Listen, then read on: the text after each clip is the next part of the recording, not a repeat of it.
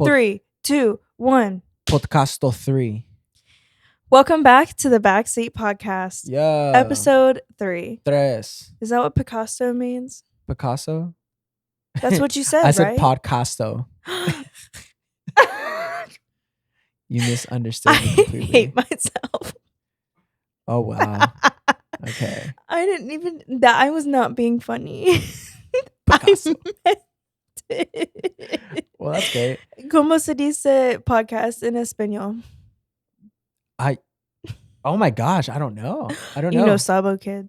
I am legitimately a no sabo. You know better than me now. No, I really want to get all my friends together and have a no sabo party. Like, because I have like a few friends that only speak majority Spanish. If you got invited to a no Sabo party, would that offend you? No. That would offend me. No, and not at all, because I'm I'm self-aware. I'm self-aware. I know my parents are immigrants from Nicaragua, El Salvador, but I am very much American. Very much. Very much American. Yeah, I try to claim as much as I can, but I'm not going to lie. My Spanish is poor. Well, there you go. I don't even speak Spanish. You understand it well, though. No, I don't. Stop spreading fake news. I do not understand it well. I think you do. I think you get when No. maybe not if I'm going and flowing conversation, but I'll be like, hey, My conversations with Rosa are very telling. I know less than a pre-Ker. I know, like, if someone's, like, beginning to learn how to speak, that's how much Spanish I know. Oh. It's really bad. It's really embarrassing, actually. It's a beautiful language to learn, for sure. I love Spanish. I love the language. No, yeah. Well, anyways. Podcast 3. Number 3. Picasso 3. Picasso 3. I like it. Yeah. You have topics? Actually, I feel like I always just start rambling, but let's open the floor. I wanted a small PSA. PSA. Oh God. More like a sobering moment before we go into like really fun things. The Iran and Pakistan conflict, praying for everyone. I really love both. This is a sensitive topic. Not Iran. I'm sorry, India. But they're very close together, so that's why I mixed them up. Yeah, no. Legitimately, they're very close together. They all border each other. So I don't want to be seen with you anymore. Well, all I'm saying is just I hope for the best. It's not looking great. I hope for the best. I really love both Pakistani culture and Indian culture a lot. And so, I hope they're doing. And what about Iran? I love Iranian culture, and it's Iran. You have to include everyone because you botched it all. I can include everyone. Listen, I included everyone. I'll include everyone. Everyone's great. Everyone has, specifically that part of the world has beautiful history. I don't know if you've ever cared about that, but legitimately, like, it has so much history that like all the Abrahamic religions come from there. I think one of our oldest formed civilizations are actually found in that area. Yeah, like the pyramids, right? So the oldest forming civilizations, like in Mesopotamia. What is that called? Sphinx? Its nose fell off,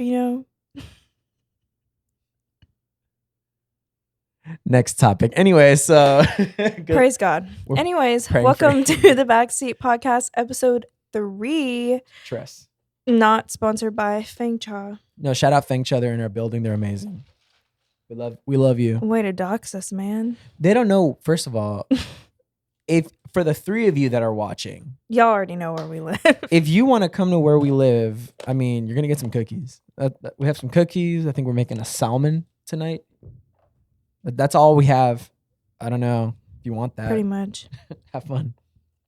I totally crunched my drink into the microphone just now. I'm so sorry, Sergio. I like a good ASMR. I heard it crunch and I thought to myself, oh, wow, I just did that in the mic.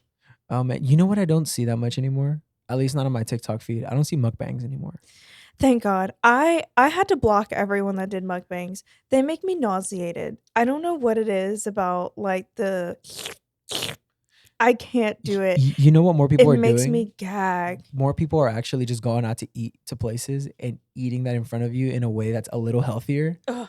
Like, instead of getting the entire menu, they'll be like, I'm getting nauseated already. I just got a burger from In-N-Out with some fries.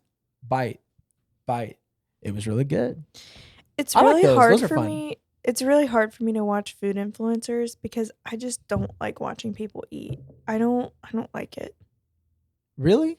It makes me nauseous. I just think about, like, their spit and, like, their mouth, and it just ruins the experience for me. Trigger warning to everyone who also hates that. You've literally created a mental image of spit. Yeah, I'm getting nauseated. I'm triggered. I don't need a trigger warning. Oh my gosh. I'm feeling triggered. Oh man. Well, are there any topics that we can talk about? Oh, I have lots of topics. Really? I have a lot. Look, I'm a professional yapper, I come so unprepared to this. but so I just be jotting stuff down like when it comes to my brain. But I wanted to open the floor to you because I feel like I always just Jesus take the wheel it, you know? No, other than India and Pakistan, hoping everything India. works well for them. No, but it's so sad because that video is actually an example of one of the issues they have. And so, like, I really do like India and Pakistan. And it sucks that they're having a conflict right now, but I hope they're doing well. Hopefully, by the time this airs, tensions have cooled. But yeah, no, other than that, I think I'm good in the mukbangs. I'm good. I was watching the conclave today, not related to the podcast notes. I just thought of India and the troubling times, and I thought about the troubling times in the Vatican as well. Yeah, well, I think we talked about that a little bit last time. I don't know. I'm not Catholic. I don't have really any opinions other than it's interesting. I don't know. I get sad. Do you think they It's have to very campaign? saddening to me. Do you think they have to campaign to one another? No, the Lord campaigns on your behalf. Oh.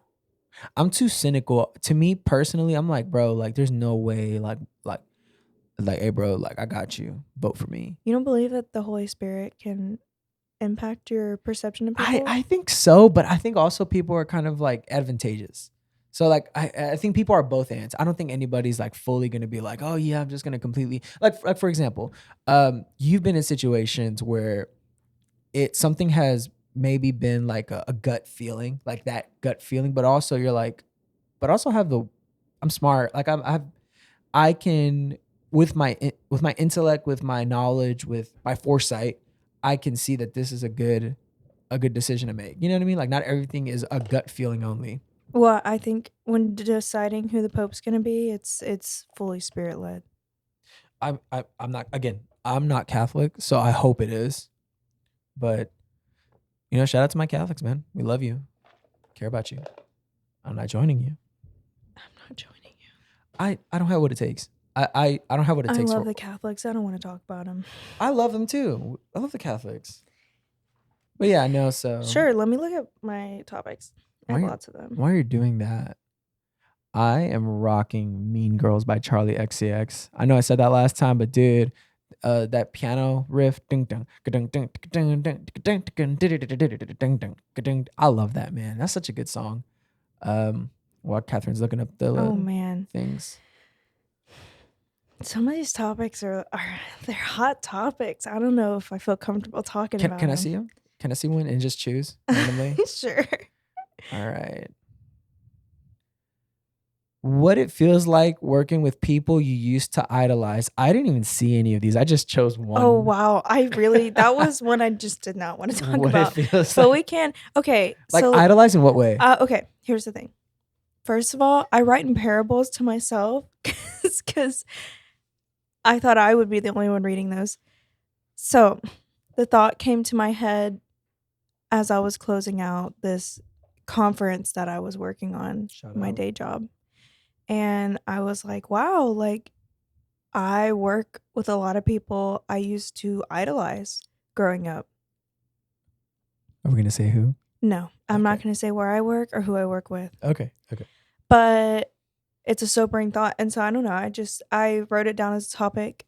If you'd like to talk about it, we don't have to talk about it, but just as a topic of being like the feeling of humanizing people that you grew up so far removed from and learning that they're an individual instead of just like a product or an image, but like a person. And then working alongside them too is an interesting feeling that I was thinking about divulging upon between the two of us. Okay. I feel like, I don't work with anybody I idolize. Or you didn't meet your heroes or like get to know them personally? There's a few people I did meet that I got to really enjoy that I grew up like seeing. So, I grew up in a Christian home, so my mom would only let us listen to Christian music. So there's musicians that and singers and worship leaders that I've met that I just used to watch every Saturday morning when my mom would clean, for sure. But meeting those people, I mean, like, I know this sounds bad, but Christian fame isn't really real fame to me, unless like the Biebers of the world or people like that. I don't know. I just so for me personally, I think it's a little hard for me to say I've met people that I've idolized as a kid. Now, if I met Dave Grohl, I'm pretty sure I would like start like maybe cry or fall to my knees or something like and be like, oh my god, finally. But I don't know. I want to say that meeting my idols would kind of mess me up because I like them being big in my head. Well, and that was something that I struggle with a lot Okay. is because I like having idols. I like not knowing them.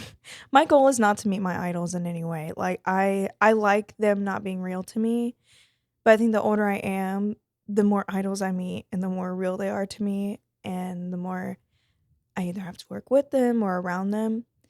And like the feeling that comes with that, it's kind of like first of all, like you can't get too upset because you're meeting someone you projected a certain persona on, whether they're good or bad. Yeah, yeah, I get you. I will say most of my idols I met are great. So, I have good taste. Um, Mhm. but it's more like feeling robbed of a figure in your life that was once unattainable and now is in proximity to you. Gotcha. Yeah. It's an unsettling feeling. Yeah, no, I bet it is. I mean, I hope the day comes where I work with some of my heroes. I mean, I also don't know what working with my heroes would look like. So, yeah, no, I mean, I get what you mean a lot. That's crazy. I don't know, man. I feel like when you say idols, like as a kid, maybe one idol that I was like, man, like this guy's crazy. And I mean, he passed away, but it was Kobe Bryant for me. Um, other than that, hmm. Honestly, someone that I've actually grown up, and I like sports, so like someone that I've actually grown up like loving pretty much my teenage and to my college years and college age years because I didn't go to college that long. Probably Steph Curry. So if I ever had to work with Steph Curry, I'm pretty sure I'd probably feel that way because I've grown up watching him play. I think he's great. I think he's really great actually. But I don't know, man. Like I don't know what it is to like for example, and we're not gonna dox anything, but I remember I want to say maybe a year ago, you worked with somebody who was pretty big, and he came in for a conference or for a little gathering y'all did, and I remember you sending me you sending me a picture of like, oh my gosh, this guy's here, and I'm like, oh my gosh, and Oh, yeah, it's I so. couldn't think who you were talking I, about. and I'm trying not to say it because we gotta My like, idols. yeah, but that to me is one of them. Like, cause I'm like, oh yeah, like if I saw him, like I remember being like 5, 6 years old, turning on TV, and be like, oh, that's Yeah, crazy. that was crazy. Yeah. Yeah, I don't know. And I don't know if idols is the right word because I hold famous people very loosely. Okay. So I don't have like idols in a sense that I rob them of their humanity and I'm just like obsessed with them. But I think it's more like people I admire, people I look up to, people I'm a big fan of that I never thought in a million years like I would meet or get to know personally, let alone work with. Yeah. And then having to humanize them and realize that we really are the same. Like everyone's human. Everyone like there's nothing intrinsically different about them other than influence. I And obviously calling and anointing. I mean that too, but you Sure. know what I Yeah. mean. Yeah. Yeah. I think I feel that way not with idols, more with people I don't like.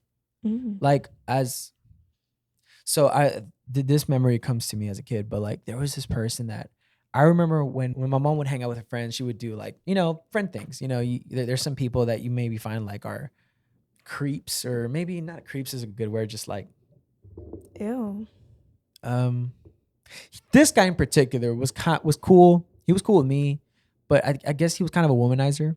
And so my mom was like, like, she's dishing, so she's gonna be like, hey, like, we think this guy's weird, right? He's creepy.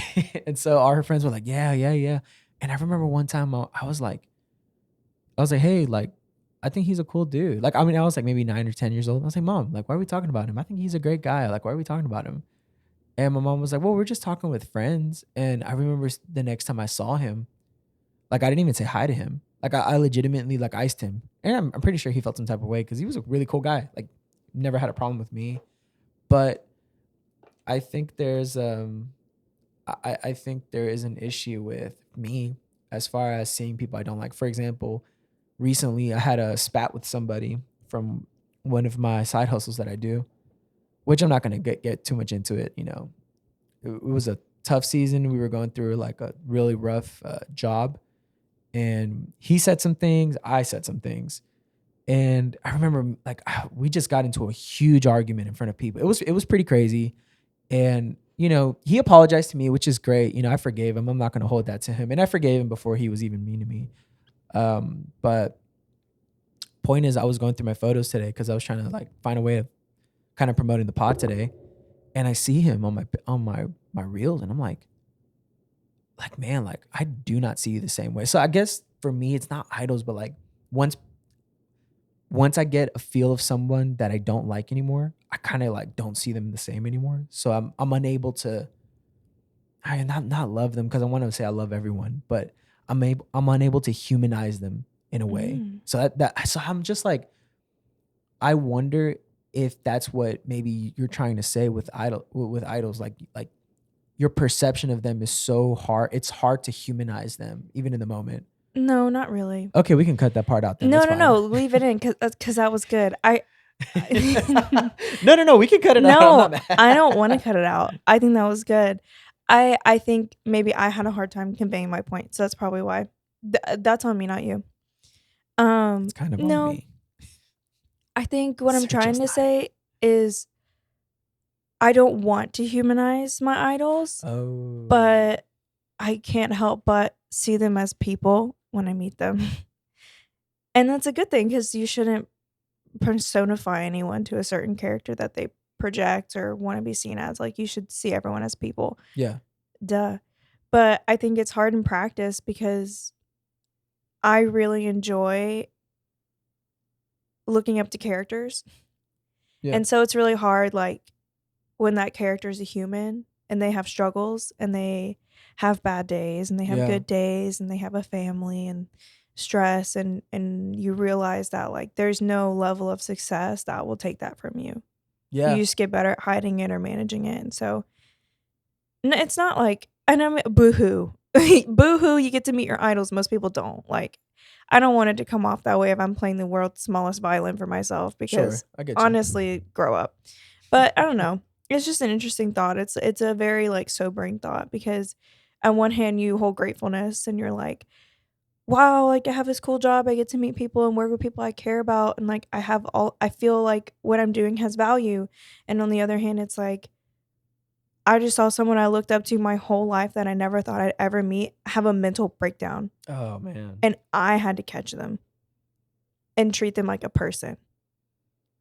And I think that's the dichotomy of being a human. Yeah. No, I get that. I mean, I get that completely. I guess it kind of. I guess what I said kind of made sense. It was more on Yeah. the other side of it No, I because mean, I think you can't but humanize them, and I have to humanize them. You yes, know what I mean? we're opposite ends of the coin yet again. Oh my gosh, no, that's so crazy that we're always opposites for something. The yin to your yang. No, literally, man. I did not even believe that was real until we start. I think until after our first year of marriage, and I was just like, you really are the opposite end to me. Like we will have we and I'm not joking when I say this. We'll literally be in conversation, and you'll be like, man, yeah, like I just see this one way. Like that's just my perception of reality, and I'm like, my perception is on the other side. How do we get along? It's an Well, interesting I think thing. our opposites, and similar to the yin and the yang, our opposites complement each other. So in the Yeah, same way that like there's the dark side and the light side, but then yeah, like the dark has a little bit of the white and like the white has a little bit of the black. yeah, yeah, It's because like there is a slight similarity between the two that joins them together, but they do starkly contrast each other when put up against each other. Mm. And I think in a way that's kind of why our relationship works so well, is because we do have similarities and we have similar interests and similar senses of humor, Yeah. but we have two different life experiences and two different perceptions on life, and we're able to maybe see things in a different way than the other person is in Yeah. order to like bring clarity or to bring a fresh new idea or thought. So I Yeah. really like it. No, I really enjoy it because I think growing up, we're not gonna make this about me. I'm just gonna close it with this. But I think growing up, I really felt like I was the only person in the world. And so it was an interesting thing to meet you and then being like, man, like there's someone with a complete opposite worldview of my worldview, like a complete opposite one. And I was just like, interesting. Well, what an interesting thing that not only am I not the only human being in the world, I'm not in a simulation. I have to tell myself that I'm not in a simulation. You know, I used to struggle with that. Like genuinely, it used Oh to keep me man. up at night. And then I realized there's no way we can all think we're in a simulation. Like in The Sims, Yeah. that's a simulation. Yeah. So yeah. No one in that simulation is questioning if they're in a simulation. Well, technically because they're are you meaning in real life or like the idea of a Sims? I'm saying if I were in a simulation, Okay. I wouldn't have the individual thought to question if I was in a simulation. And then furthermore, the people around me would not be coded to also question their existence, because the simulation makers would be so good at making the simulation that that thought would not be possible. Like AI doesn't question why it's not human. You know, we're going into a really hard topic for me. Not because Did I'm the afraid of simulation attacking send it. you to shut me up? No, maybe. They wouldn't send you. You always say that. I always make a joke and be like, Catherine, wake up, wake up, wake up. Like, I they used to wouldn't send really you. struggle with that. I used to really struggle with depersonalization. Like on a real note, Yeah.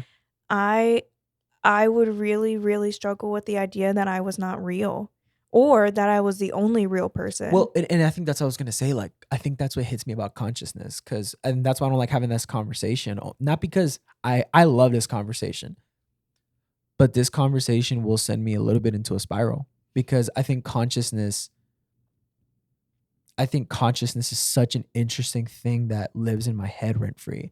Like, I finished a book, an audio book, because I know you're gonna correct me because it's not really reading, but an It's audio. not reading. But Can we sidebar? sure. Look, I hate to be the person. I'm going to look at the camera. Oh my gosh. I hate to be the person that crushes dreams. If you read audiobooks and you say you're an avid reader, you're not a reader. You haven't read a book in years. You are an avid listener. You are a great listener to audiobooks and basically a podcast, but you are not a reader. You're not advancing your vocabulary. You're not getting smarter. You're listening to someone read to you. And I'm so sorry, because that's a pill I have to swallow too, because I am not a reader. I'm not an avid reader. I love a good podcast, but there's no difference between a podcast and an audiobook other than dialogue. That's all. Are you done? Yes, keep going. So you listen to a book. So I would.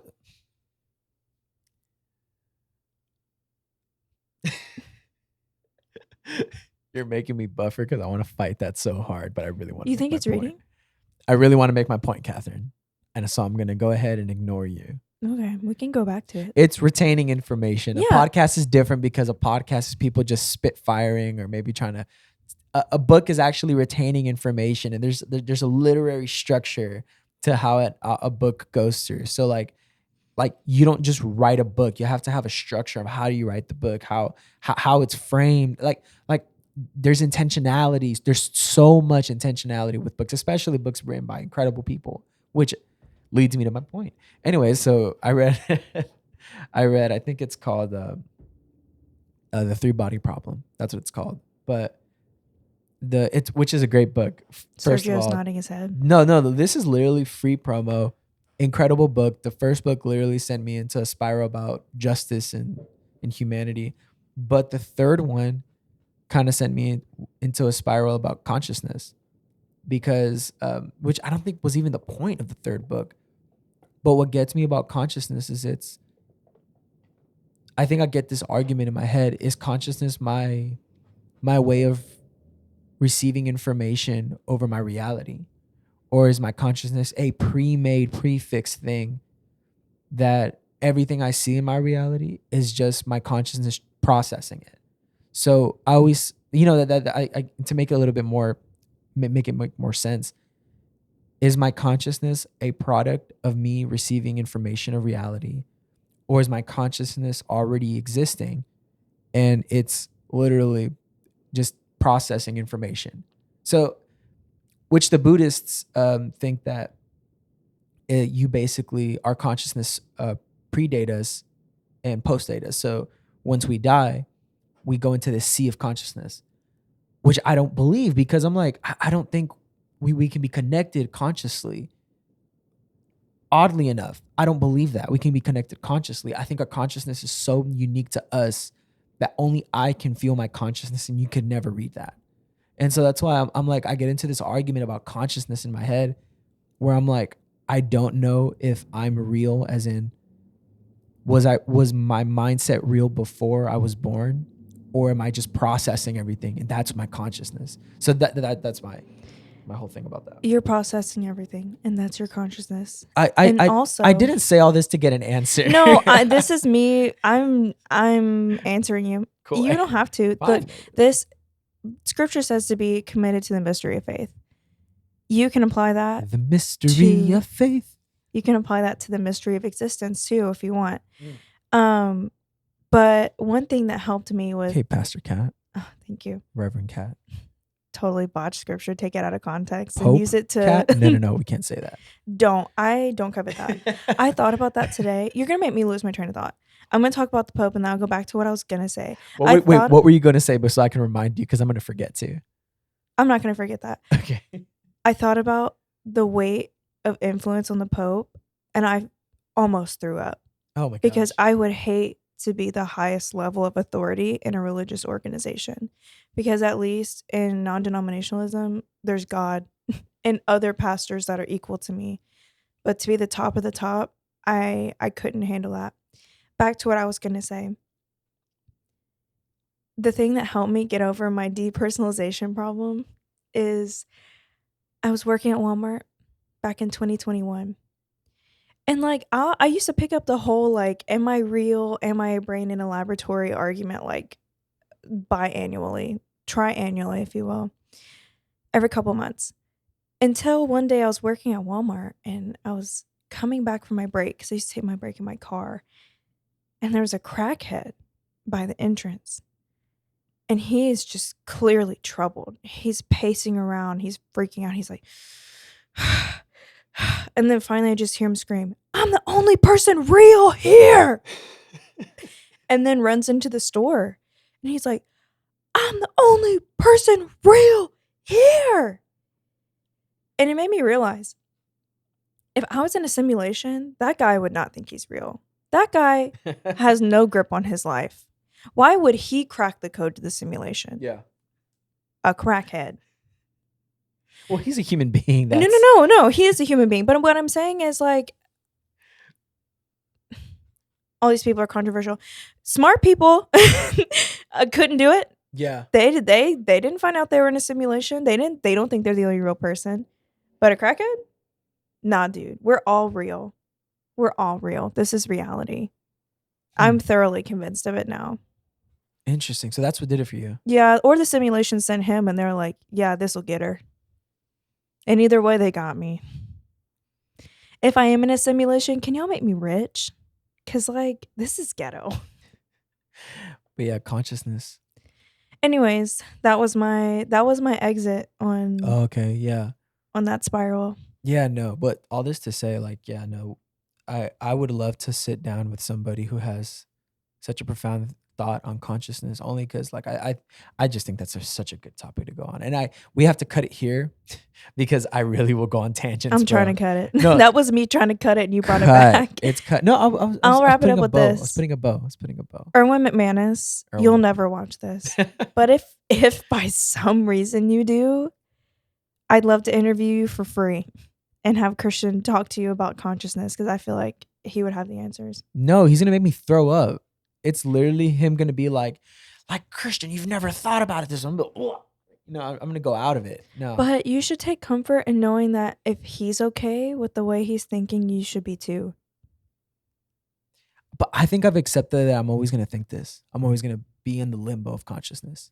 Well, I think that's our thorn in a way. I think so. I agree with that. I genuinely agree with that, because I think, and here's how we do a good segue into it. I think it's a beautiful thing that I can question myself. Oh And yeah. so I'm so, like, I really mean this in such a real way. I'm very grateful that I'm able to be like, should I have said that? Should I have done that? Should I have thought that? Is this a good way of thinking? Is this a good way of operating? I think, and narcissism is a real thing. It's not an insult to people. It's genuinely a real thing people struggle with. And so I really do thank God every day that I'm probably not a narcissist. Like I don't believe that I'm a narcissist, but Heavy on probably. heavily on hopefully, because like, God willing. what if that's how I cope with it? I'm like, I question myself, therefore I'm not a narcissist. But no, I think questioning myself is one of the most beautiful things I can do, because it reminds me that I'm human. I think that's what brings me to humanity. I can question myself. A grounding moment. Yeah. Next topic. Oh Lord. Okay. Let me look. Okay. Thank you. I can't believe you picked that one out of all of the list of things. That's such a good conversation. I really didn't even want to talk about it that much. I love that conversation. Is the last one too controversial? I don't know a lot about it. I literally learned this today. I want to leave that for another day. Great. Where we can where I can get smarter on it. Yeah, because I want to be. What is? I got one. No.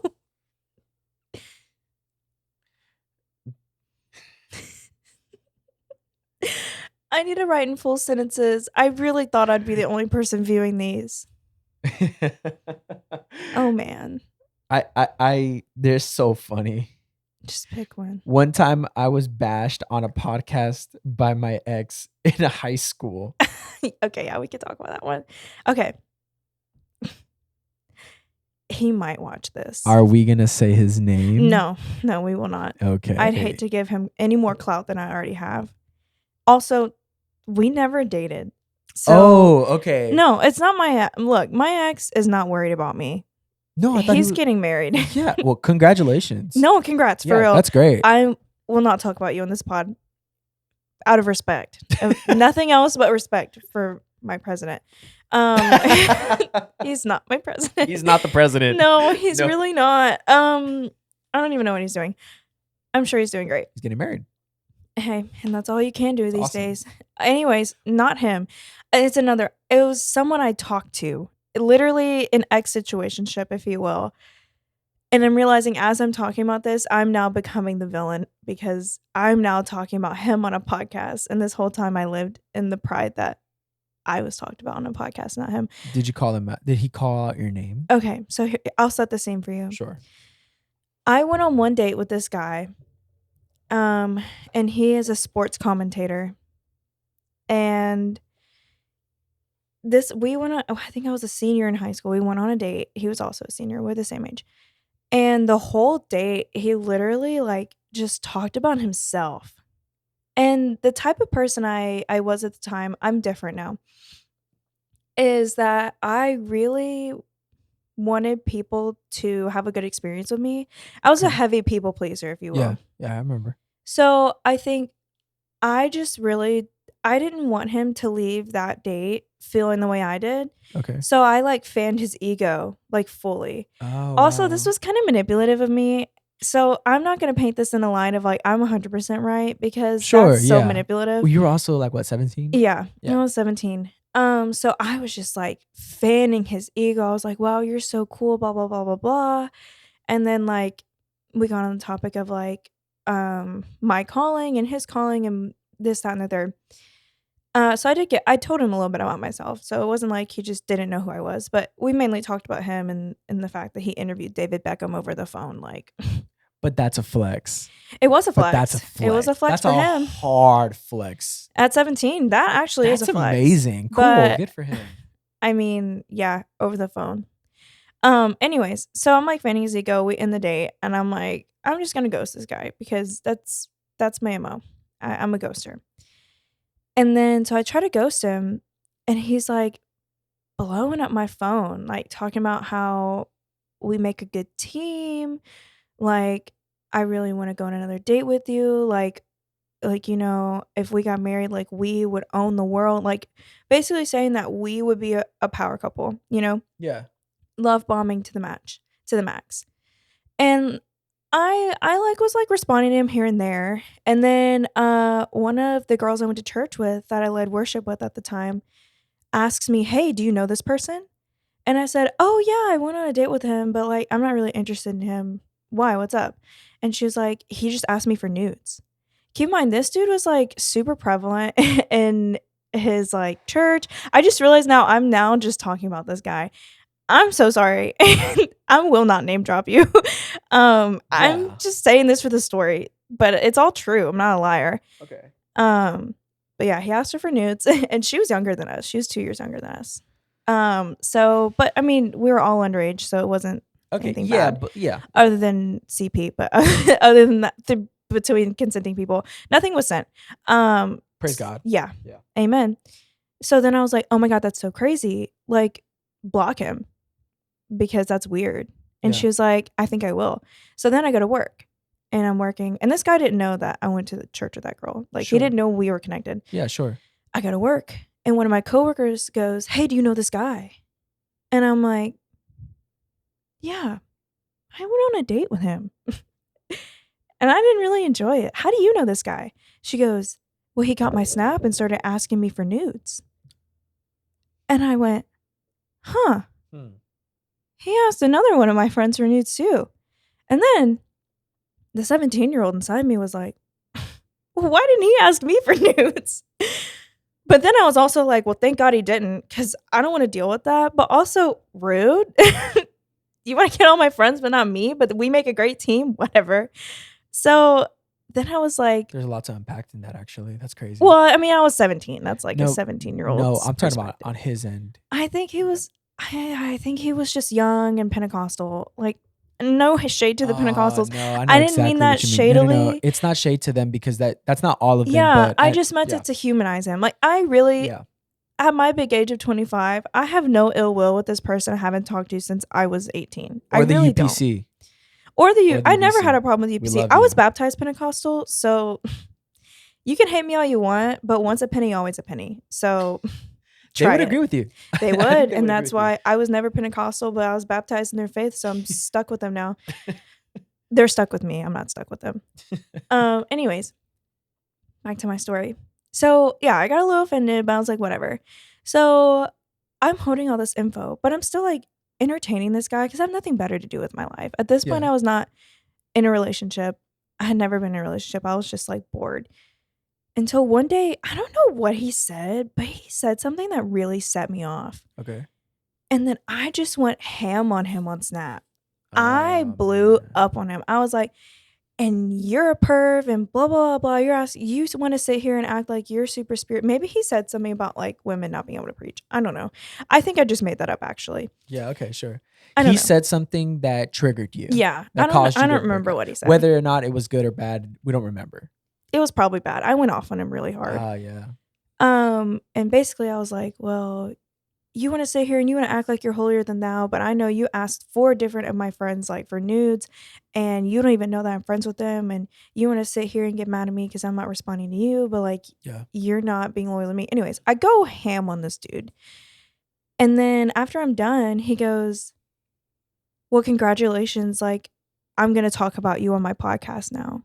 Since you want to say, because one of the lines I hit him with was, you have 3 listeners on your podcast, and I made you more relevant in this city than your podcast did.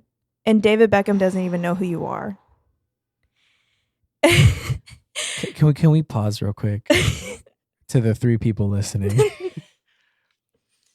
He had the final laugh. And that's why when I introduced this story, I was like, wow, I'm no better than him now. Like, I don't think it's wrong to talk about it. You know, I don't think it's wrong that he talks about you. I think, you know, he's just communicating. You're just communicating. So, absolutely. No, yeah. Looking back, I just think it's a funny story to tell. It is funny. I think it's funny. But anyways, so he then rebuttals like, hey, I'm gonna bash you on my podcast. Oh, wow. And I hope you're ready. And I'm like, okay. I just offended you. To those 3 people that listen to him. I'm gonna find this video. I want to know what was said. So I can tell you what was said. Oh, because I listened to it. Great. So anyways, he's like, get ready. I'm going to drag your name through the mud. I'm going to ruin you, blah, blah, blah, blah. And I was like, and so at this point, I was fully delusional. I was like, you know what? Drag my name through the mud because I'm going to be more famous than you'll ever be with your podcast. Wow. Like, go ahead. Give me more clout while you're at it. So we end the conversation and his podcast comes out. And like a fool, I listened to it. And he literally, he sets up, honestly, kudos to this guy. Like, he's kind of crazy, so I'm kind of afraid to talk about him. But I want to hand him his flowers, dude. He literally brings up the conversation. He's like, so someone talked about, like, I don't know how he set it up, but he literally was like, so I had an incident with a girl recently. And I just want to let you know that I know you're listening. And because you're listening, I won. And that's all I'm going to say about you. Bars. And I was, honestly, he did kind of win. I'm humble enough to hand him his kudos. He did kind of win because I did listen to him. But you know what? He's still in my DMs. So. Now? Yeah. As a married woman? Yeah. Wow. The last time, actually, not now. Okay. The last time he messaged me was 2022. Were we married? No. No. Okay. We were dating, but I just moved back to Houston. Fair game. And he does a lot of like sports commentary in Houston, so he frequents the area. But I think the last time I had talked to him, he texted me and he was like, hey, Catherine, how are you? And I was like, what are the odds the week I moved back to Houston, this guy starts messaging me again? So then I was just like, who is this? Like, who are you? And so he hasn't messaged me since. But he probably will now because he'll probably watch this podcast. Over the years, he'll message me like once every 2 years or so. Sure. And ask me how I'm doing or, you know, just be really ominous. But I think it's to keep me on my toes. He's kind of crazy. I don't know if that's crazy. No, he kind of is. Because like he would stalk my Instagram. I want to play devil's advocate because probably for my sanity. But maybe there's a part of him that really liked you. Like, guys do this thing, and Sergio, you can back me up on this if I'm being real or not. Don't feel pressured to back him up. Don't feel pressured to back me up. Comment section, you can roast me to the 3 of you. But I really think guys do this thing that once they find someone like maybe like unobtainable, maybe that rejection feeling from someone you probably respect a lot. Like there's this, I need to go back to that feeling of when I met her, when I was like into her or something like that. Guys do that thing a lot. Guys do this thing of, for example, it's like this TikTok trend right now when you realize that a guy is always going to go back to, is trying to search his first time feeling in love with a girl. I think guys just do this thing like chasing the dragon type of things. So maybe maybe he'll think of you and he'll be like, man, like I want to chase that feeling again. Whatever it was, whatever feeling it was. Maybe it was a feeling of being roasted, I guess. Well, maybe it was the feeling of like, I need to be defensive against someone who I thought I would have made a good couple with. Yeah. You know? I mean, here's my take on it. I think I did Where's a good. Cotty? Like Cotty I would have know. told us, We bro. need the psychologist in the Oh room. man, bring Cotty back. What I took from that was like I just did too good of a job fanning this dude's ego. Yeah. And so because of that, yeah, I mean, imagine losing me. Like I'm a loss, okay?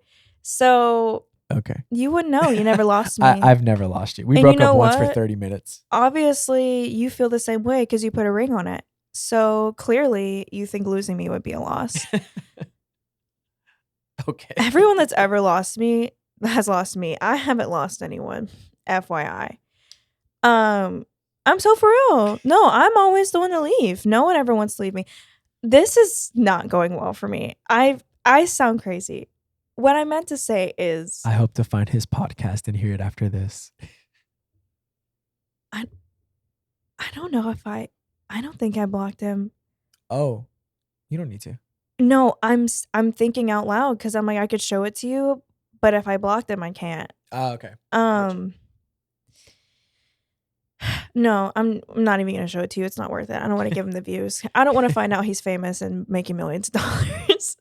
He's probably not, because he would have found me by now. Anyways, I know you're listening, and yeah, you did win, and that's good for you. But you're single and I'm not, so We don't know that. who. Oh, I do. Oh, So who really won? pretty sure there's a perfect person there for you Yeah, who can help you grow. I'm sure there is, and I'm not pushing down forever, but right now, for the sake of this podcast, I'm gonna push it down just a little bit so I could go to bed at night. Oh my gosh. Anyways, no, it was funny, haha. Look, Yeah. look, I'm not here to hate on anyone. Yeah, I'm yeah. not a hater. Also, I don't think I'm the greatest thing since sliced bread. But I'm just like, losing me is a loss. And it's okay to recognize that. Betty White was older than sliced bread. That was the first thing I said when she died. Wow. Not R.I.P. Betty White, just, oh my God, she's older than sliced bread. That's crazy. It's a cap on. You ever been bashed on a podcast? I wasn't bashed. You were bashed on a podcast. No, and I wasn't bashed. I didn't even ask you that to pin, and I literally was just trying to get the heat off of me. The situation that was with me was a little different. I was not bashed. There was a certain person went through a really rough time in his life. And I think during that time in my life, I was very cocky and arrogant. And I was also very blessed. I had some, I'm a musician. I had some open doors. I was really grateful for those open doors. I mean, I was very proud of them too. So I was posting them a lot on Instagram. And you remember me at 21, 22. I was insufferable. And so it was me literally just like, You were. I literally went blonde. That's how I was so I was so crazy. I went blonde and I was like, yeah, like I'm on top of the world, which is even looking bad. I'm like, man, that wasn't really even the surface. But anyway, so this person was upset because I think he was going through a rough time in his life. His relationships had ended. People had decided to cut ties with him for various reasons that I think were appropriate. And, he ended up mentioning me. He didn't say by name, but when I saw the podcast, I literally was like, oh, like he to the extent of what he said was, I had to block some people in my life because I felt like you're doing so great and I'm not, and you don't deserve it. And so That's real. And that's human, man. I block some people because I'm jealous of them too, man. It hit me a little different because I actually cared about him a lot. There was a situation with him and he had to leave for, again, very appropriate reasons. And I checked up on him. Mind you, he was older than me. He was, I want to say, about 8 years older than me. So my brother is 5 years older than me, my older brother. And I think they're the same age. Oh, they're the same age? So actually, I don't know. I think he was older. I think he's older than my older brother. But anyway, I looked at him like I looked at my older brother, in the way of like, oh, I care about you in the same way. Because when I was young, I cared about everybody. I made sure that everyone that was around me would feel that I care about them. So I would text them and call them like for those of you who got random calls and text messages and, you know, invites to lunch and coffee during those years, it's because I cared about, I thought about you. And for those of you that didn't, he did not think about you. Self-admitted right here. Right there. Anyway, so specifically for this person, during COVID, I called him. I texted him, said, hey, are you okay? Like, you know, I heard you moved. Hope you're doing well. You know, love you, praying for you. So when he did that, it was kind of a blow because I felt like I've dealt with rejection a lot in my life. So I think that was a really hard thing for me to be rejected by someone that I really didn't think he was beneath me. I really did think he was my equal, if anything, like an older brother to me. Not in the same way that my older brother is. My older brother is far more caring, and I'm way closer to my older brother. We, you know, obviously he's my family, but I viewed this person in that same way of like, hey, like I care about you in this way. So when he did that, to be in to think of me being competition in his mind is not really a flex for me. It's more of like a sadness.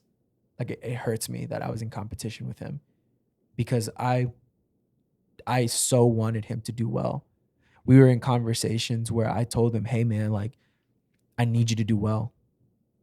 And for him to think that there was a competition, I mean, I guess it hurt me a little bit, which I forgive. And there's absolutely no hate in my end. In any way could I think anything less of you. But it hurt me. Like Yeah. I think so. And that's why I'm like, I was in that conversation of that podcast, all that to say. It did not feel well. I would have preferred someone being like, you know, screw them or, you know, that they suck or something. I would have preferred that, like genuinely, because I think it would have, I think it would have boosted my ego. Would you have preferred I won? Yeah, I would have preferred that because, wow. well, because I am such an op in my mind. No, that's so true. So Do you try to find ways to prove you're wrong? It's like almost like when you win, you're uncomfortable. yeah, well, you said this to me the other day where it's like, you're right. And I was like, no, I'm not. Like, I could have done this better, this better, this better. I could have said this. I could have prevented this. And you were like, you are correct. You were not in the wrong. And it was a struggle to even think that. But I think that's why, like, if I had someone that was like opposing me and they're like, bro, like, I beat you. I won over you. I think that would feel better because I'd be like, well, maybe you did. I'm okay with that. Like, I can live with that. To be like in competition because of your own inadequacies, that hurts me. Like that really genuinely like does me wrong. Well, I think that the takeaway from that, you know, as sorry, I had to reposition. I'm so sorry. Same. As people who operate as mentors and leaders to people younger than us, I think a good takeaway that I can learn from this is kind of what we were talking about the other day of like, there's no shortage of success, and other people's success is not at a detriment to yourself, because some people are going to be up one day and the next minute you're going to be up, and that person might not still be up, or y'all might be up at the same time. And it's a disservice to people, especially people you're mentoring or people you're older than that are in your life, to compete with someone because you see promise on their life. Yeah. I've had problems with that. You know, I've had mentors throughout the years who wanted really bad to mentor me, but for whatever reason, they also really wanted to compete with me. Yeah. And they also like really were threatened by, you know, my anointing or my calling. And a time that I didn't even really understand the gravity of what I was called to do. And in some ways I still don't. And I think that's a good thing. Yeah. But I resonate with that pain because it was that same pain of like, I'm not trying to compete with you. I need a friend. Like, I need a mentor. I need someone to teach me. I'm not trying. We could both win. We could both succeed. Yeah. There's no reason to project your insecurities on another person.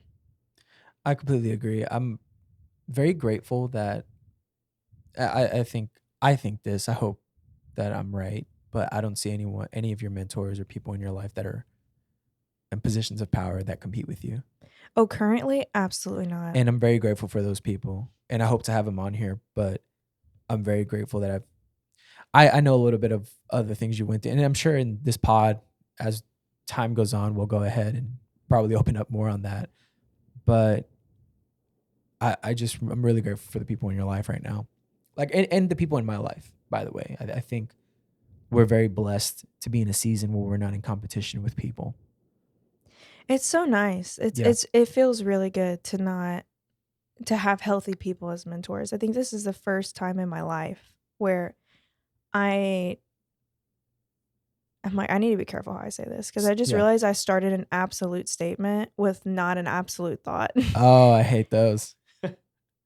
At I'm like, okay, I've had healthy mentors in the past. So let me not say first time in my life, Sure. but recently I was taking inventory of the first of all, the plethora of mentors I have in my life right now. Yeah. I can genuinely say this is the first time in my life I've had this many healthy mentors and this many mentors that are leaps and bounds above where I am currently, like just incredible people. And it feels good. It feels so good to not have to pretend I'm not the smartest person in a room or not have to like compete or, not have to fan an ego just to get guidance, like it feels really, really good. And that's not to Yeah. say that all my mentors before were like that. That's not the case, but it just feels good that I'm in a season of my life where the pressure's taken off. There are much better people that can do it than me. Yeah. And I don't need to hold that weight. Yeah. No, you said something earlier that we are mentors. I don't think of myself like that, honestly, in any way. But, we do serve in a community where there's a lot of young kids, and they're like maybe in age ranges of 14 and maybe 17, 18 years old. And some of the leaders who are like 18 to 22, they consider us mentors, which was kind of weird. Me realizing that the other day. But That's crazy. I wasn't even talking about them. but I was talking about the students, but you're so but right. but it's That's so true. humbling to And me. no, it humbles Oh me man. because I'm gonna go ahead and trauma dump for a second.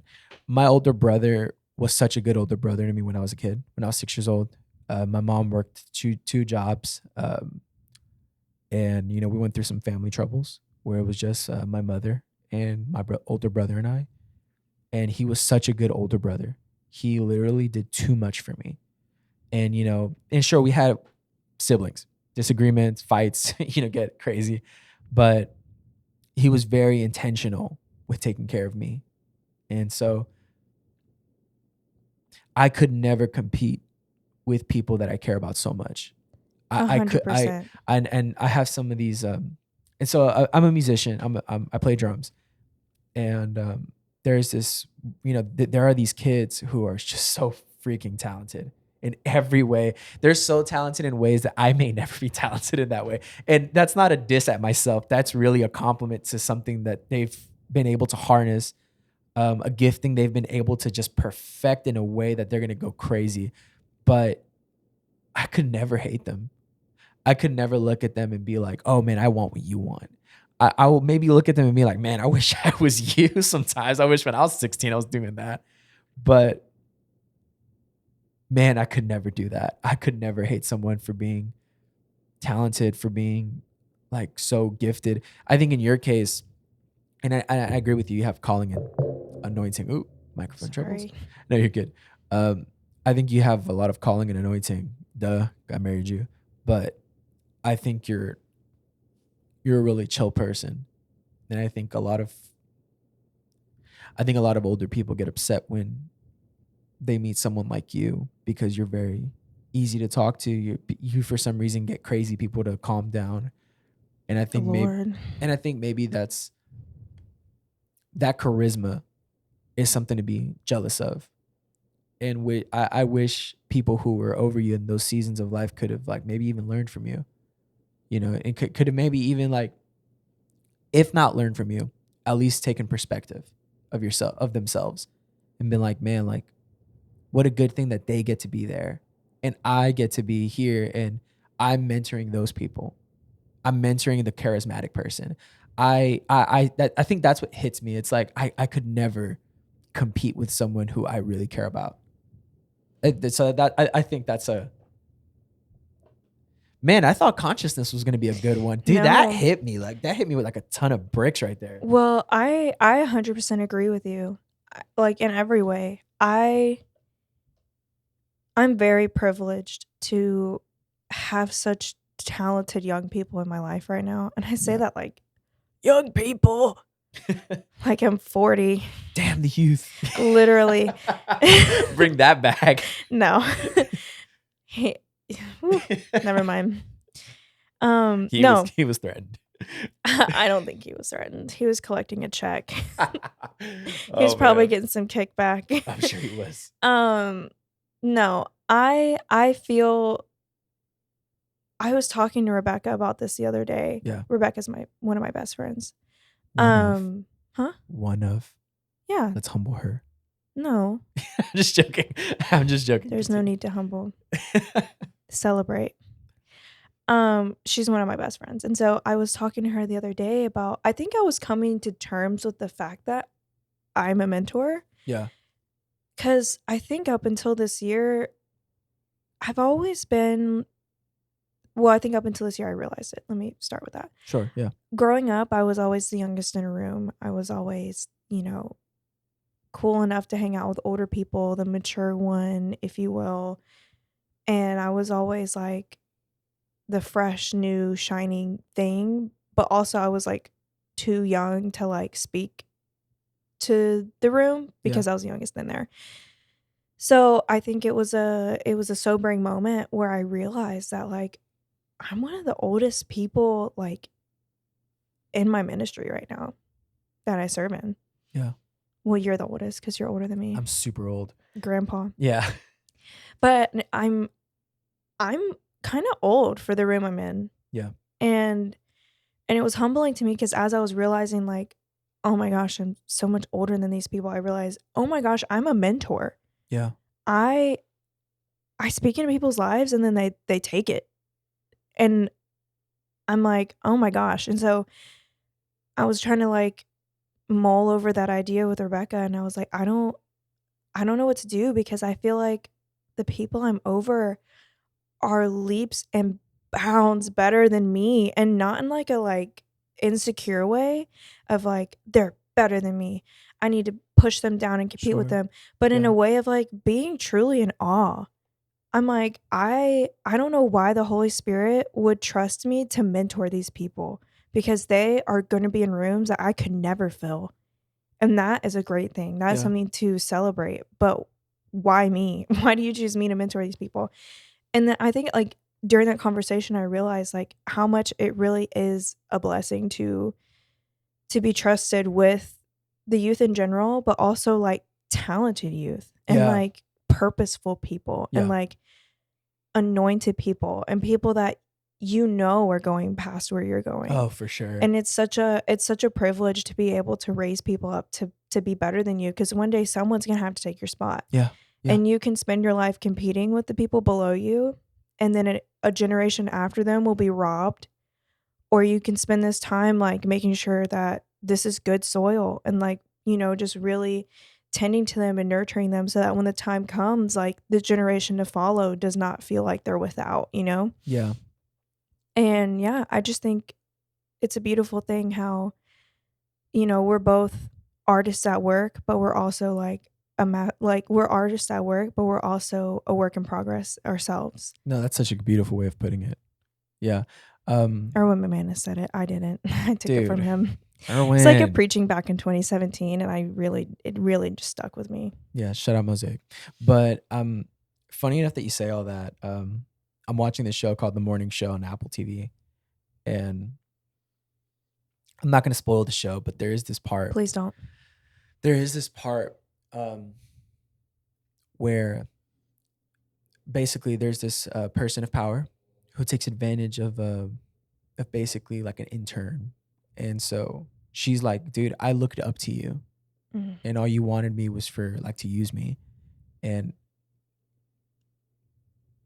like I just really think like is it and there are people like that. There are people in positions of power, pastors, teachers, whatever other labels are that there are that take advantage of people they're supposed to be mentoring.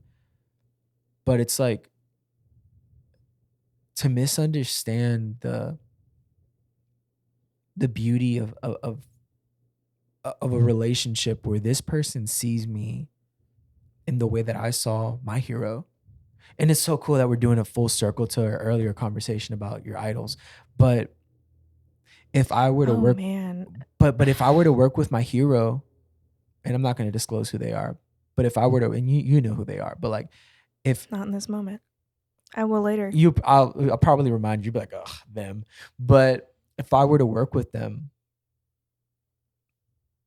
like I mean, it's this feeling of like, yeah, like I'm working with someone who I aspire to be, and they're taking an interest in me because maybe they see me, maybe they see themselves in me.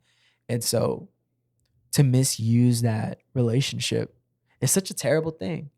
Yeah. You know, it's just to this really is for the people who are youth pastors and who are teachers and who are artists and who are like, you know, you're in a position where you're mentoring someone, even if it's an intern or a coworker or someone. Like, dude, value that. Like the beauty of, man, this person sees me as someone to look up to. Like I remember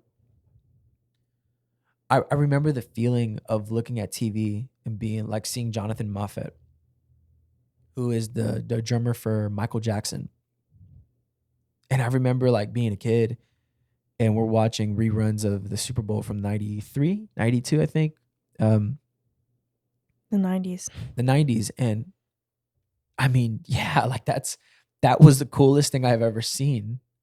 You know, he is the coolest thing I've ever seen. And people can hate how he plays drums. And honestly, dude, you know, find a life, because that if I ever see that guy, like You that, protect your mentors. no, I will, and I'll protect him. He does this thing where he literally puts cymbals behind him, and he's just like, psh. He's super cool. It's so cool. Yeah, he does that. Sergio just did the Sergio's doing it motion. back there. He's like, shh. But he's one of my heroes. He's one of the people that I think just his energy molded me. But I just really feel like, man, like I know how I felt the first time I saw him play. And not that I'm a great musician, not that I'm a great person, not that I even remotely think I'm cool in any way, but the fact that someone sees me even a tenth of that, man, it's a beautiful thing. That's just such a precious thing to me. And so I would really encourage everyone, if you have someone that even views you in some way as admirable, dude, like that should fuel you. That should be a beautiful thing. You should want to protect that person at all costs. You know? Well, and also, I 100% agree with you. But I think another thing, like, for leaders to take away is there is no shortage of success. Yeah. Everyone can win. Yeah. But if you're competing with the people beneath you, we all lose. Yeah. Because you, as a leader, are stepping out of your positioning to compete with someone beneath you. And what does that look like for leadership? And also, you're robbing that person under you of a great opportunity to be stewarded well. And so you're not achieving the goal that you think you are. Yeah. All that to say, that's one of my biggest fears is to misuse someone that looks up to me. That really, truly is. Full transparency, Yeah. that keeps me up at night. Yeah. It really does. And It I have should. to continually pray to the Lord to examine my heart, because I never want to be that person. And also, for those, if there are any people that look up to me, I'm sorry. I will let you down. I won't compete with you, but I'll let you down because I'm human. But hopefully you'll bounce back, because I had to bounce back. Man. Wow. How are we on time? We're on We got a good thumbs up. time. We're an hour 10. So I'll go like 10 more minutes or 5 more minutes. And then... Yeah. Period. Yeah. No. Let's end on a light note. Let's end on a light note. Man, that was so that's heavy. Too heavy. That's so heavy. So heavy.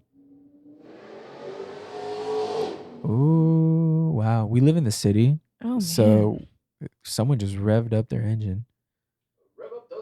Rev up those fryers. Literally. Dude. Oh my gosh. Can I end on a funny story? Sure. Okay, Go ahead. should I expand upon? Okay. Should I expand upon my Thai massage experience? You have to give clarity to that. No, I'll just leave it at that. Okay. Or should we expand upon our pod feedback? What would you rather experience? I hate talking about myself. Thai massage. Great. More talking about myself. Okay. Okay. I can't share too much about the Thai massage parlor because I promised Rebecca I would wait for her Okay. to be on the pod. For my birthday, I was gifted a gift card to get a massage to relax. So I called up my friend Rebecca because she is the relaxation station. She knows how to treat herself. What can I say? She's been to massages. I've never had a massage. I don't like when people touch me. It's too intimate for me. Okay. But I was like, when in Rome, I'll get one. So I call Rebecca. I'm like, yo, where should we get a massage? So we plan to book with her initial massage parlor Okay. that she always goes to. On the morning of, I had planned my whole day around this. Like, I ordered groceries for later in the day so I could be back in time to like put them up and stuff because it's like 45 minutes away from here. Okay. Morning of, they're like, hey, not only do we not have any women available to massage you, we only use latex gloves. And for those of you who don't know, I have a latex allergy. So sound off in the comments below of all the things I can't do. Yeah.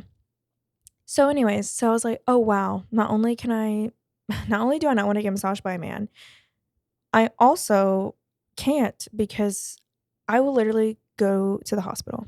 So we find this new massage parlor on the internet, has great reviews, and from what it says on the internet, we were trying to get a reflexology massage. I don't know how that's different. I don't know all the different massage types, but it's different than Thai and deep tissue and Swedish. They're all different massage That's types. not the name of the place, right? For Reflexology? Yeah. No, that's a type of massage. Okay. I don't remember the name of this place. Awesome. So they really can't sue us. Also, the place was great. If I remember the name of it, I will shout them out. It's just this masseuse was crazy. Not the place.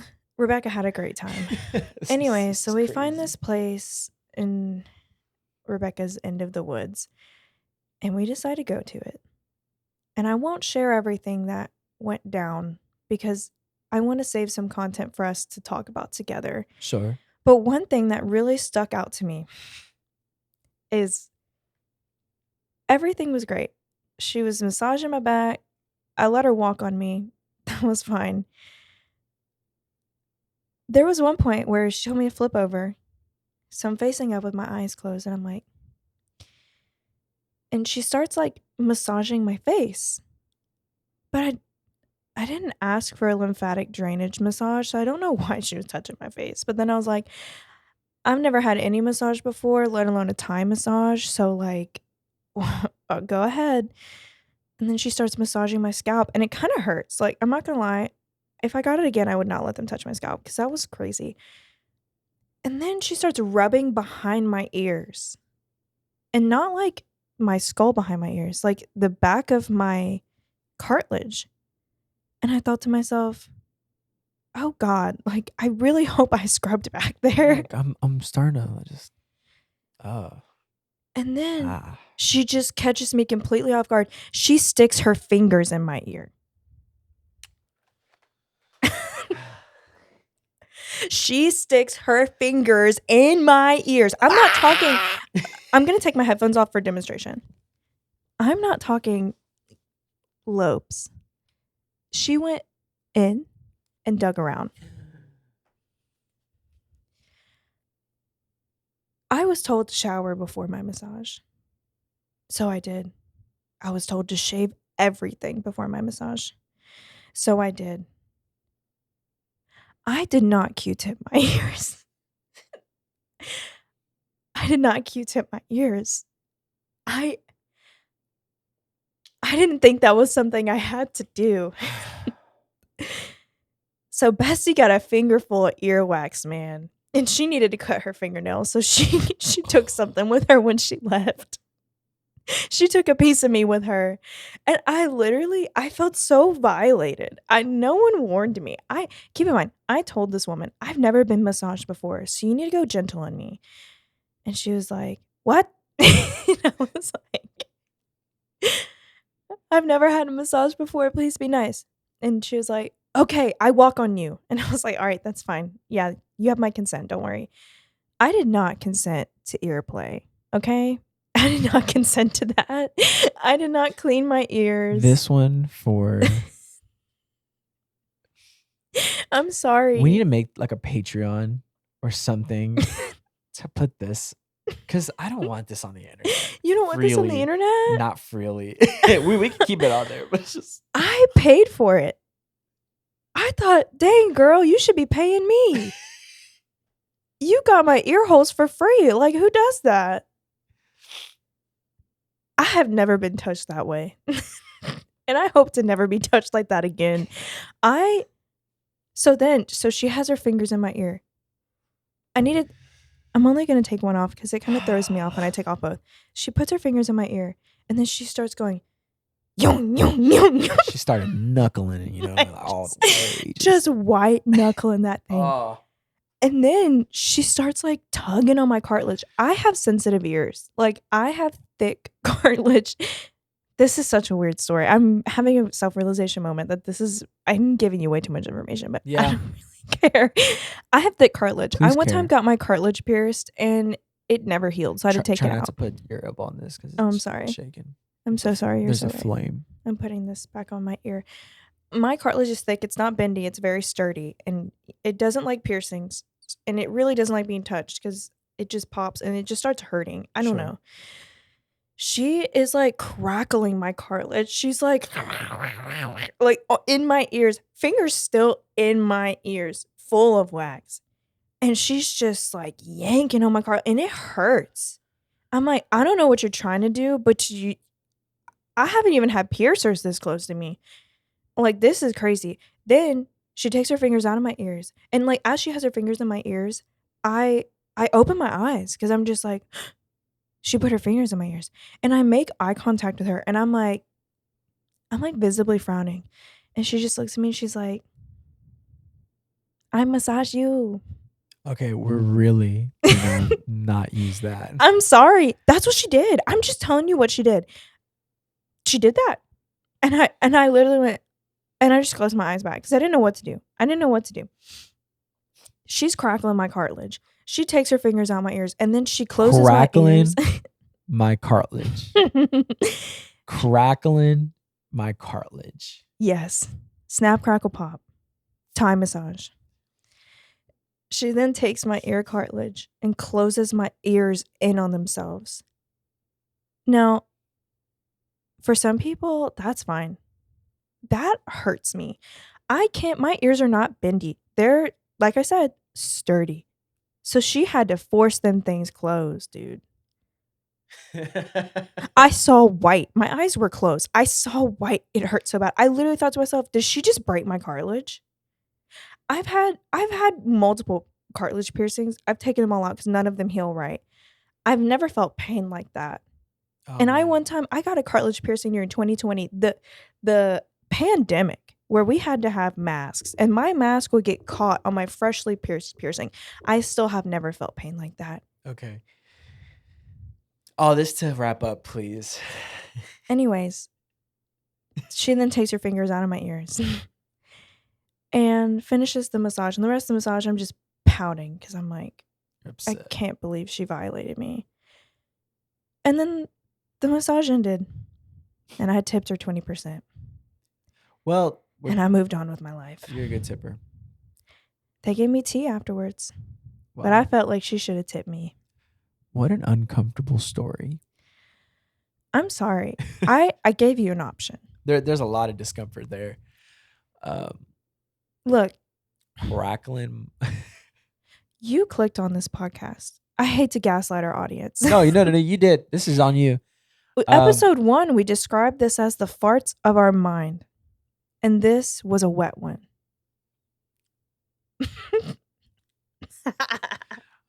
Please tune into episode 4. I won't be here. I get fired from my own podcast. Dude. I just might. Anyways, did you have anything else to say? No. Tune into episode 4. I think this is gonna air in just a little bit, but I think it's gonna be great. I think this was a great one. I had a good time. Did you want to cut that story out? We could talk about something else. No, I think our best. I think the best thing about. You're at a loss for words. I want to say this without sounding like I'm trying to justify that story. There's no justification. No. The fact that I shared it or the fact that I lived it? Both. But no, I think I want to share my truth. I think the rawness is fun. And it was raw. Yep. Wow. Oh man. I'm sorry. Oh man. I'm sorry. I have to laugh because I'm sorry. I'm not sorry. No, I mean, I'm actually really you not. paid for it, so I didn't pay for that. If I would have known that was gonna happen, I would have been like, "Girl, no, I'll go get my nails done and let that little chair do the thing." Where you have to keep resetting it every 5 minutes. Just as a mini story, I've been trying to look for a good palate gym. cleanser, please. I've been trying to look for a good gym in Houston. So if anyone knows a good gym to go to, please DM me privately. I really want a good gym. Money is an option. Please act your tax. I'm not going to Lifetime. I'm letting you know now. I'm not going to Lifetime. I used to work at Lifetime. I would love to afford Lifetime. Yeah. But I don't afford Lifetime, and I'm not ashamed of saying that. I'm not gonna lie. The days of working at Lifetime were milk and honey. That's a great gym. It's a beautiful gym too. It's so beautiful. I really loved reaping the benefits of being an employee there. I had a great time working there. I'm gonna be so for real. They're a great company. No, I mean if I could afford it, not just afford it, but if I wanted to afford it, I would go there. I want to go to a gym where I know people, if that makes sense. So like I know the people that go there. Like I have relationships with the people that go there. Because no, I'm not gonna lie, I've only ever gone to the public, real accessible gyms, and I prefer that. I think I did for a long time, and then I realized like no, I really missed going to the gym with my friend Michael. He lives like on the super north side of Houston, so I don't go in with him anymore. But I really loved going with him because he knew all the people at his gym, and so they were able to say, "Hey, what's up, man?" And it was kind of fun. There's like a community aspect to it. So if you're in Houston, of a good gym, let me know. I'm cool with private gyms. They're expensive. Please but they're fun. use our appearance to know what tax bracket we're in. Last episode, we couldn't tell the difference between designer and name brand. Bum bum bum bum bum bum bum bum bum bum bum bum bum bum. White trash. Don't do Ty Tribbett song like that. I love Ty Tribbett, man. Bum bum bum bum bum bum bum bum bum bum bum.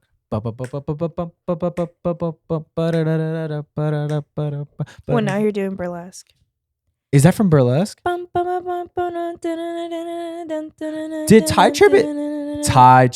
Pastor Ty Tribbett, did you take that from Burlesque?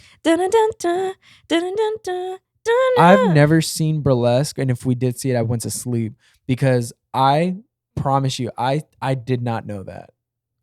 Burlesque.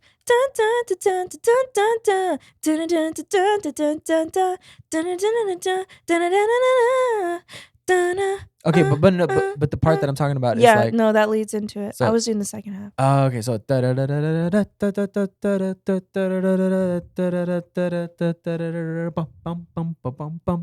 you lost it there. So just that first, but yeah, the chromatic descend. Oh, interesting. Sure, put words to that. Ooh, I'm so smart. It's really not. It's not a hard. Ooh, I took music theory. I took music theory in high school and I failed it. In high school. It was terrible. I was not offered the opportunity to take music theory because I was told I was going to fail it. I took music theory because I got kicked out of choir. Shout out to my choir directors. I hope you're seeing this. They're not. I know they're not. They're never going to see this. They definitely tuned out after the earwax story. They probably related to it. I hope not. If you relate to that story, I'm sorry. Bum bum bum bum bum bum bum bum bum bum bum bum bum bum. White trash. Thank you, everybody. We'll see you guys next week for episode that. Oh, it's gonna be episode 4 next week, right? Yeah. Oh, that's What's gonna be so significant cool. about that? The fact that we've made it 3 episodes, that's super awesome. Well, we'll see if we'll make it to the 4th one. Well, if we're around, Which to we episode will. We have 4. nothing better to do. Yeah, this is fun. This was fun. This was great. Okay. All right. Well, until next time. Thanks. Bum bum bum bum bum bum bum bum bum bum bum bum and cut.